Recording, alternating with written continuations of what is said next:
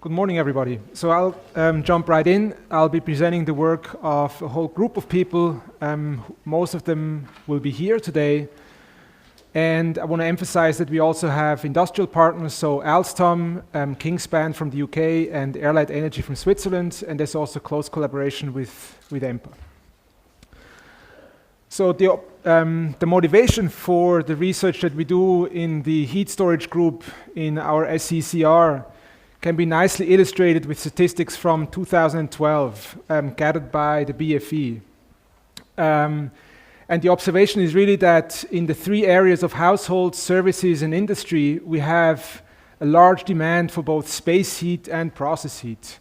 And furthermore, a very large chunk of this heat is generated through fuels. So it follows that being able to store heat when it's not needed but available, as well as to reduce the consumption of fuels, research and development on heat storage is very fruitful. Furthermore, even though we don't have, according to the BFE, detailed statistical data on heat demands in Swiss industry, we do have data from the EU that shows that in some branches of industry, large demand for high temperature heat exists.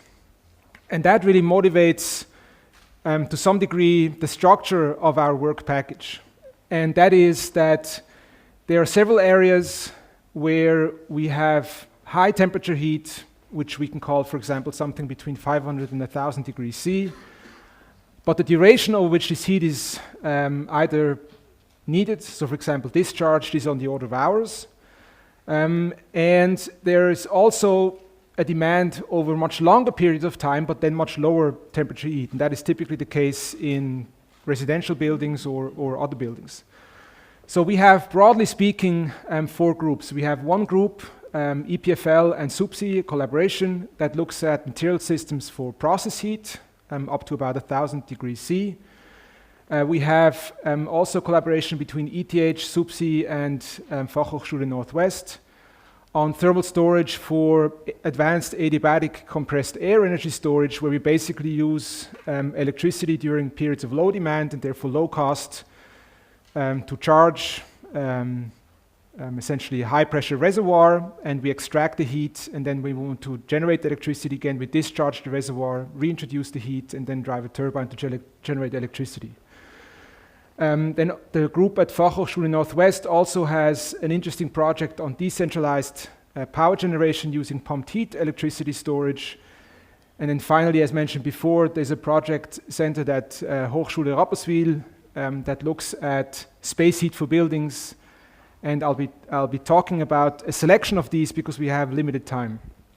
But of course, because as I mentioned before, all the people or all the institutions have representatives here. So if you want to learn more about these projects, then please feel free to talk to them. So first of all, the research that's done at ETH in collaboration with Airlight is really based on the motivation that when you have, for example, a thermal storage that is based on the storage of sensible heat only, then as you discharge the storage, the outflow temperature drops over time. And of course, depending on the particular storage unit and the discharge duration, this temperature drop can be substantial.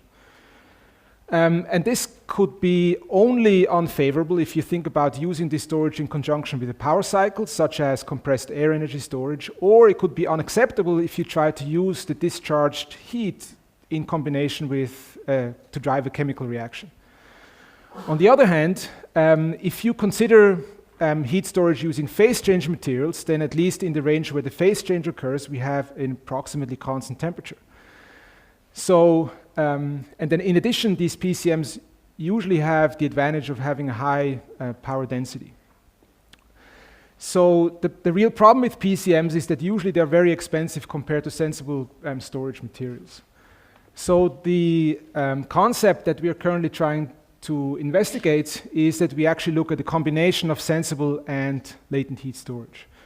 And what we are currently looking at is that we only add a couple of layers of encapsulated phase change materials on top of a packed bed of rocks.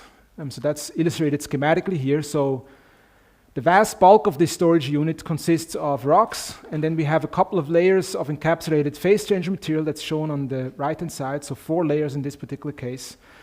And this middle photograph shows the actual experimental prototype on the premises of Airlight Energy. So this is a lab-scale storage where we use aluminum silicon 12 that's encapsulated in steel tubes, and the capacity of this unit is about 42 kilowatt hours. So what we've done so far is look at the combination of experiments as well as simulations. And what is shown here is at various stations indicated by these colored circles, the comparison between the simulations shown as the lines and the symbols, which are the experimental data. So we can see that the simple one-dimensional model does a good job of predicting the experimental data. And in addition, we see that during the discharge portion, which is this portion right here, depending on the ratio of the charging mass flow rate and the discharging mass flow rate, we can keep the outflow temperature constant over a significant period of time, which is what we're trying to get at. The big advantage of this combined concept is that the overall cost is much lower than a pure phase change system.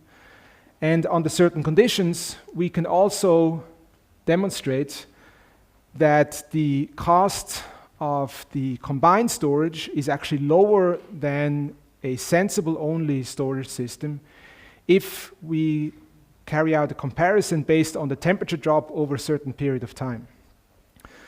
So here I want to draw your attention in particular this plot down here, which shows a normalized material cost over the temperature drop during the discharge cycle. So the blue curve here represents the combined storage, combined sensible latent, and the red curve represents the sensible only storage. So if we decide that we are willing to tolerate, for example, a temperature drop of 40 degrees, then the sensible storage needs to be comparatively larger to limit the temperature drop to this number, which incurs increased material cost. And under certain conditions, we really can do better with the combined storage. The reduced size of the storage and the extent of the PCM is indicated in this plot right here. So the red line, again, corresponds to the sensible storage, the blue line to the combined storage. So the reduced height is apparent. And in addition, the little shaded region here indicates how little encapsulated phase change material is necessary to stabilize the temperature over a significant period of time.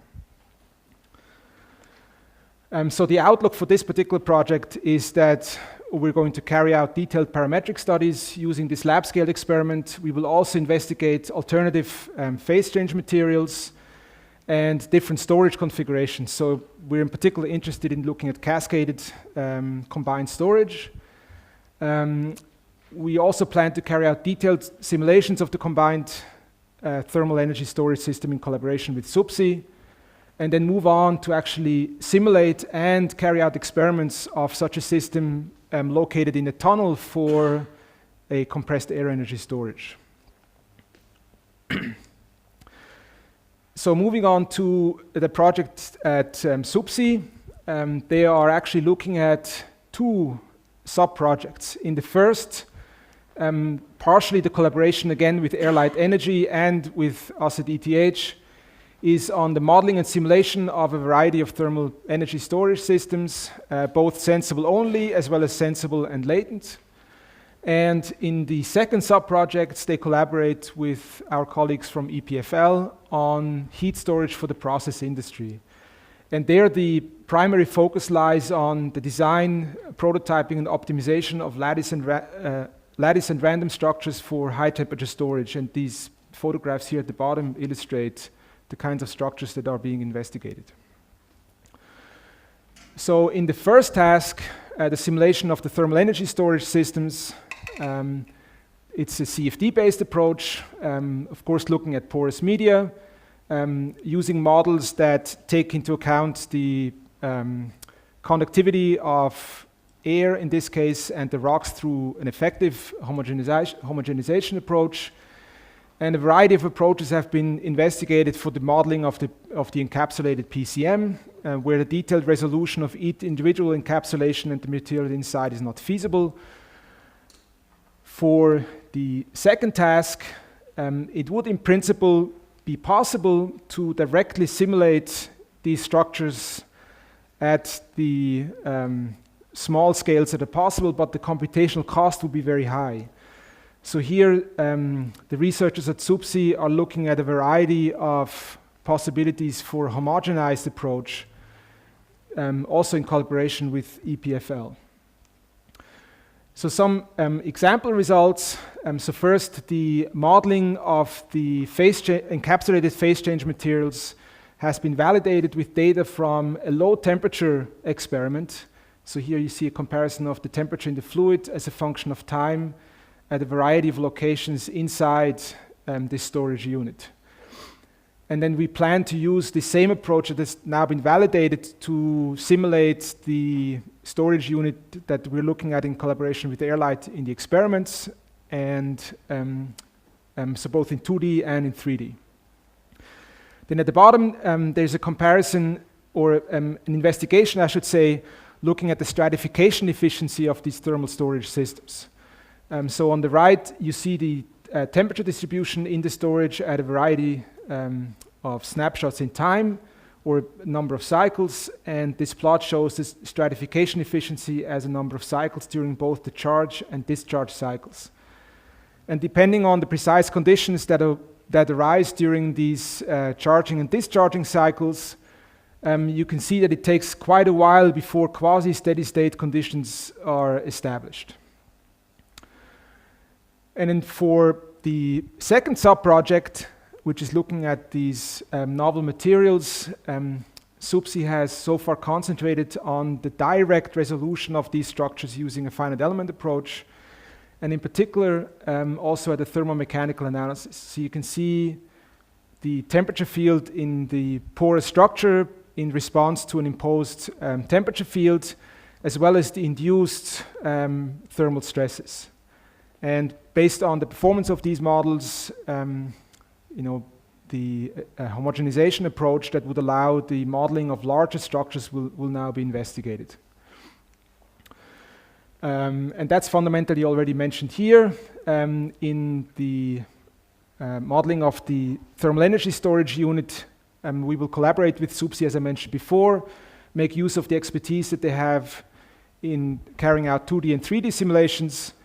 And one important sub-study will be exploring the effect of different heat transfer fluids, in particular for the application of the compressed air energy storage, where carbon dioxide might be an interesting candidate.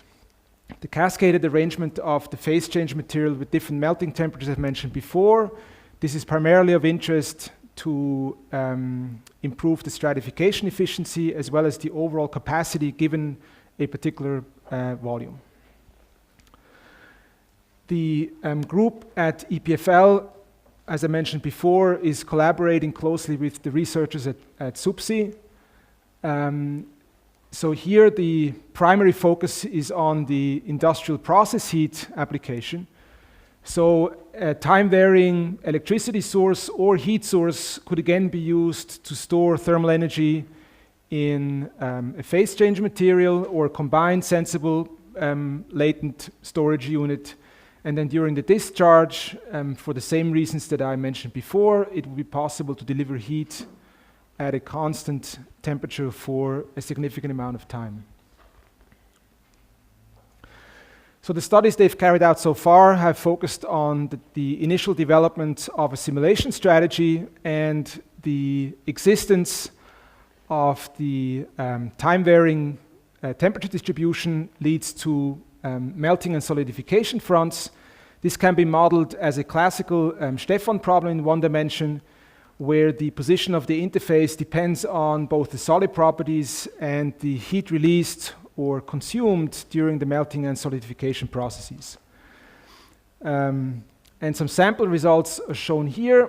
So this is a numerical experiment that looks at copper encapsulated in silicon carbide. So you can imagine that this might represent the situation in one of these struts in the porous structure. And in the diagram on the left-hand side, first the case is looked at where you extract heat from the structure, and you can see that the temperature drops in the silicon carbide portion. This propagates then into the copper, and these melting fronts establish. And then, so this goes from essentially T equal to 0 to all the way up to T equal to 83 minutes. And then if you start to supply heat again, the situation reverses and you start to heat up the material first in the encapsulation and then in the actual phase change material inside. And one of the interesting observations so far from these one-dimensional simulations is it is possible for multiple melting and solidification fronts to coexist at the same time. So for example, this can be seen very nicely, this location here and this location right here. The fundamental problem that this highlights is the difficulty of being able to efficiently supply and extract heat from encapsulated phase change materials. And the most important next step as far as this project is concerned is to extend these initial 1D simulations to 3D geometries where they will make use of previous experience gathered in the heat transfer and flow simulations inside these porous structures. And then also look at a variety of material combinations to look at interesting combinations as far as both the encapsulation and the phase change material is concerned. A very significant factor in these encapsulated phase change material is the cycling stability. So it is often observed in literature that over many cycles, and here we're talking about thousands to tens of thousands of cycles, the performance can degrade significantly, partially due to corrosion. And this is something that will be looked at using dedicated experiments. And then finally, they're also looking at building a prototype for validation of the model and further testing. The final project is the one that is looking at space heat applications at the University of Applied Sciences in Rapperswil. And this is a seasonal storage concept, of course, and their primary goals are to obtain low thermal losses and high volumetric energy density. So far, they've looked at combinations of sodium hydroxide and water, but they're also interested in looking at alternative solutions. And their concept is illustrated in this schematic right here. So during the charging portion, heat supplied from a collector field is supplied to this unit right here. A weak solution of sodium hydroxide and water is then partially the water vapor is evaporated. It is transferred to the condenser unit, and the resulting heat is then stored in the ground. And then during the discharging portion, the heat from the ground is extracted. It is used to evaporate water, which then essentially dilutes the strong solution, releases heat that can then be used to heat the building. And so far, they've carried out both simulations and experiments. What's shown on the slide, or the plot on the left-hand side, are a variety of quantities as a function of the tube number. So in this unit right here, the absorption-desorption unit, you can imagine that there's an entire array of tubes, 17 in fact, and they're numbered from the bottom to the top. So the bottom tube is 0, 17 is the top tube. The hot water enters in tube 0 and then flows up in a sort of counter current heat exchanger configuration. And the sodium lye trickles down from the top to the bottom. So we can see here that the temperature of the sodium lye is low at the top, and it gets heated up by the water. The water in turn loses heat, of course, and the concentration of the sodium lye increases from about 30% to about 50% during the charging cycle. A big focus of their experimental effort so far has been on optimizing the design of the manifold. And to this end, they've taken a tube bundle, so 3 by 6 tubes, and they have the same nozzle manifold as in the real system. And they use a CCD camera combined with appropriate lamps to study the fraction of the surface of these tubes that is wet at any time, because this, of course, has a big impact on the heat that is being transferred. So in these images from the CCD camera, the red colors effectively correspond to high light intensity from the back lamp, and the blue colors fundamentally represent the various tubes from the bundle. And here you can see the drops of the sodium hydroxide, or in this case, excuse me, this is actually an experiment carried out with sucrose, not with sodium hydroxide. But this is still representative because its properties are very similar to those of sodium hydroxide. So in the top picture, you can see that the nozzles that are arranged like this actually do not all have a consistent stream of sucrose down onto the tube bundle.